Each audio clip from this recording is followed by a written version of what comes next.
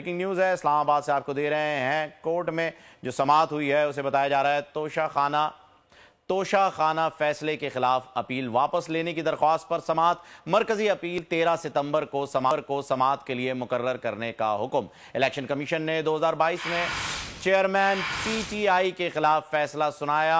आपने अपील वापस ले ली है। हमारे एहतशाम कियानी साहब मौजूद हैं, उनसे डिटेल लेंगे। जी एहतशाम साहब, बताइएगा।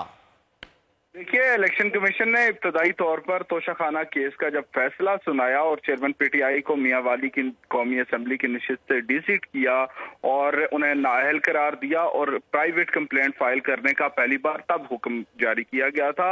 उस फैसले के खिलाफ इस्लामाबाद हाई कोर्ट में अपील दायर की गई थी और उसके बाद चेयरमैन PTI को इलेक्शन कमीशन ने पार्टी चेयरमैनशिप से हटाने का नोटिस जारी किया तो उन्होंने लाहौर हाई कोर्ट में दरखास्त दायर कर दी थी।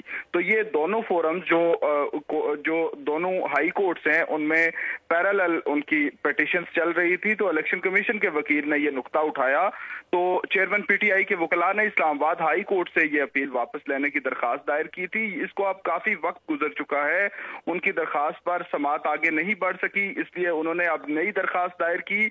आज उस पर समाअत हुई। एतराजात थे रजिस्ट्रार ऑफिस के। चीफ जस्टिस ने कहा कि आपकी दरखास्त पर एतराजात हैं, जिस पर चेयरमैन PTI के वकील अली जफर ने कहा कि आप मरकजी अपील या अपील वापस लेने की दरखास्त समाअत के लिए मुकर्रर कर दें तो हम इस दरखास्त को प्रेस नहीं करेंगे।